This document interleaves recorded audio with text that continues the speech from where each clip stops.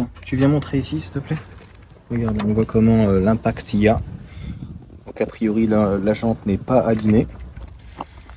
C'est l'avantage d'avoir et l'inconvénient de celle-ci, donc elle dépassée. Alors, elles sont très compliquées à retirer. Ah, c'est bon, je suis double. Oh, voilà. C'était là. Je ne sais pas suite à ça. Ah, enfin, ouais. Non, là, il y a aussi là des traces. Donc j'ai enlevé les 4 enjoliveurs. Comme tu le sais, en plus, ceux-ci ont l'inconvénient avec ce type de valve très compliqué donc à venir regonfler. Donc celle-ci était propre, celle-ci donc est neuve aussi. Et celle-ci, tu vois bien, elle a bien mangé. Donc celle-ci et celle-là. Donc ça fera office d'une vidéo totalement dédiée donc aux nouveaux enjoliveurs. Donc je vais donner quand même un petit coup. Celle-ci, ça a un peu à l'air d'aller, mais tu vois, elle a un peu, elle a un petit peu mangé. Bon, je vais lui donner un petit coup de Karcher. Et puis, en gros, les nouvelles jantes, tu vois, il faut que je range ça. Elles sont là. Oh là là, elles sont magnifiques. Regarde, oh là là. Attends, faut que je les positionne. Faut que je les positionne. Hop là. Voilà ce que ça va donner. Pas mal, hein. Ce qui va être top, c'est que le contour, tu vois, ne dépasse pas. Et pareil, donc ça fera office d'une vidéo en totalité. Bon, j'ai pas mon Karcher, donc je vais faire ça avec le jet d'eau. Tu vois, ça présente déjà bien. Et en fait, j'ai ce produit-là, pour le coup, que j'avais eu chez... comment ça s'appelle, qui nettoie en fait qui nettoie les trucs car wash, station de lavage, voilà le terme exact. Donc moi je l'appelle par son nom normalement, donc ils sont très sympas et donc c'est sans acide.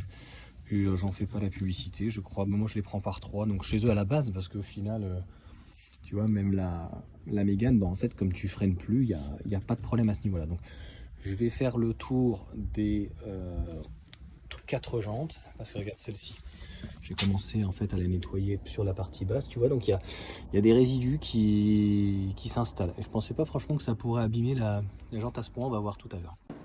Ça y est, donc j'ai fini avec le petit gant. On va mettre ce produit-là qui est, tu vois, censé être miraculeux, mais ça, tu vois, ça a pas l'air de partir, donc faudra voir sur les nouveaux enjoliveurs si c'est mieux. Et puis j'ai un contour pour le coup qui est en mousse, mais bon, quand tu vois ceux de Thomas, pour le coup il y avait une mousse. Désolé pour un peu le vent, ça s'est complètement désagrégé, c'est quand même assez fou. Donc ça y est, les enjoliveurs sont, les jantes pardon, sont toutes nettoyées. Ça pourrait se ravoir, je pense. Ouais, en grattant un peu fort. Je vais essayer, mais je dis pas que je vais y arriver. Alors tu vois, ça c'est pas bien, cette mousse, d'habitude c'est plutôt en plastique. J'avais pris ça aussi, donc j'ai tout pris à la base chez AliExpress, j'en suis content de cela. Celle-ci donc n'est pas bouffée, mais regarde ce qui se passe. Là, il y a toute la merde qui vient, donc je pense que c'est pas terrible. Il peut y avoir dans ces cas-là peut-être une infiltration d'eau. Bon, j'ai eu ça dans le Cayenne pour le coup, donc en plein hiver c'était gelé, donc j'avais dans le châssis comme des pierres. Bon, tu vois, j'ai pas bien nettoyé là. Il n'y avait pas beaucoup de raccords. Là, tu vois. Là, ça a frotté. Là aussi. Là aussi.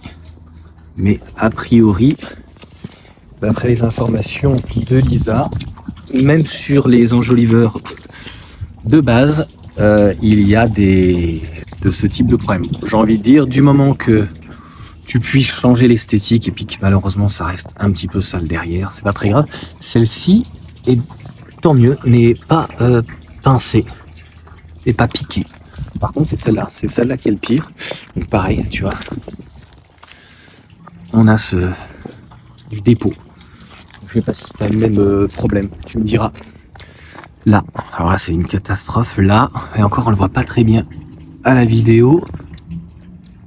Là, on voit un peu mieux. Là, là, là. Et donc c'est rugueux. T'entends, hein? Ouais, bon, bah écoute. Voilà pour le petit retour. C'est parti? Allez, donc c'est pas compliqué, il suffit juste de le présenter ici, par rapport à la valve, de le positionner ici, et logiquement, j'ai pas encore essayé, de le taper. Voilà.